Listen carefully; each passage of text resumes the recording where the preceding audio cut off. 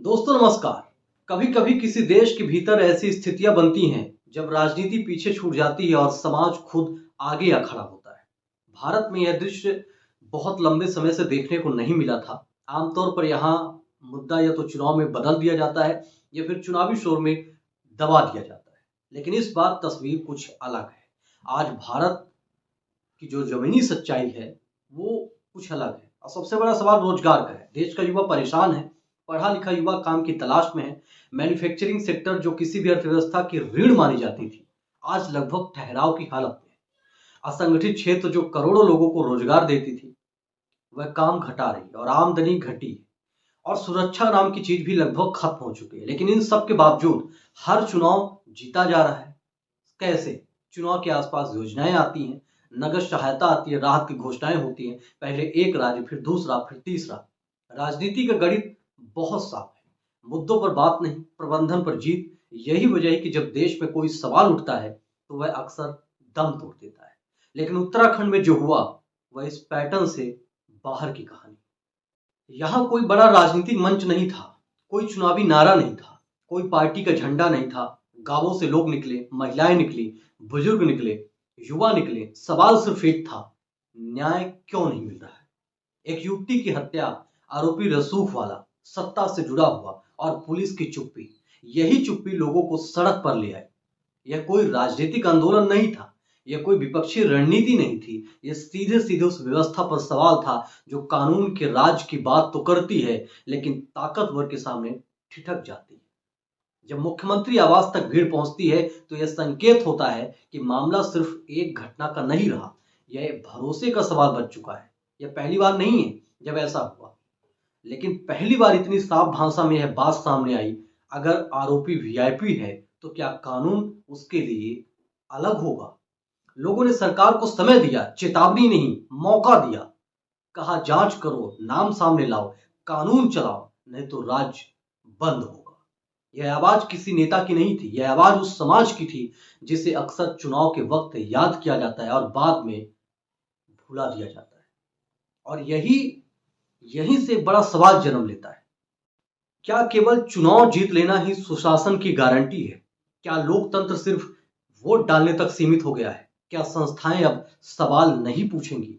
बीते कुछ वर्षों में एक बात साफ हुई है, सत्ता इतनी मजबूत हो चुकी है कि उसे चुनौती देना आसान नहीं रहा है। चाहे वह मीडिया हो, जांच एजेंसियां हो, संवैधानिक संस्थाएं हो, सब अपने अपने तरीके से सीमित हो चुके हैं।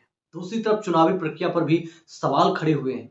ईवीएम, वोटर लिस्ट, निर्विरोध चुनाव, ये सब अब चर्चा का हिस्सा बन चुके हैं।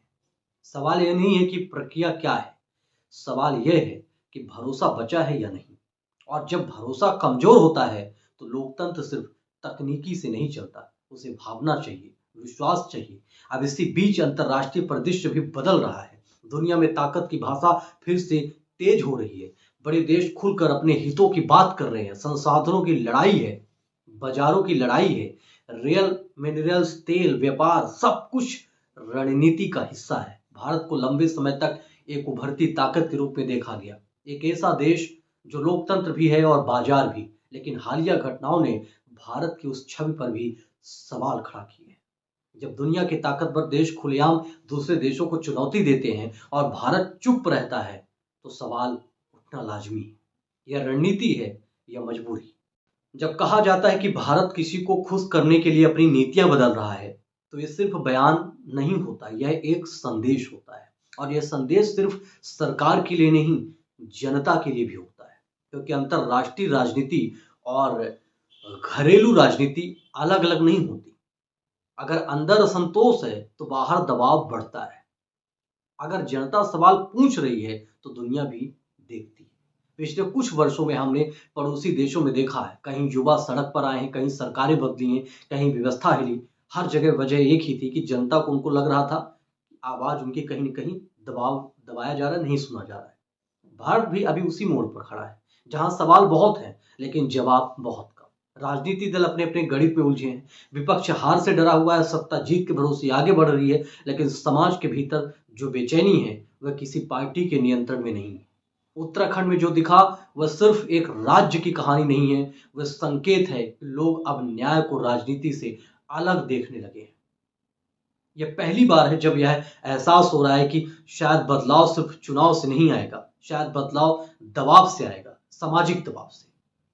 यह तय नहीं है कि आगे क्या होगा, यह भी तय नहीं है कि यह लहर कितनी दूर जाएगी, लेकिन इतना साफ है कि कुछ तो बदल रहा है। भारत की राजनीति और भारत का समाज अब एक ही रफ्तार से नहीं चल रहे, और जब समाज आगे निकल जाता है तो व्यवस्था को पीछे दौड़ना पड़ता है। यही आज का सबसे बड़ा सवाल है, और यही आने वाले वक्त की सबसे बड़ी कहानी भी। बहुत बहुत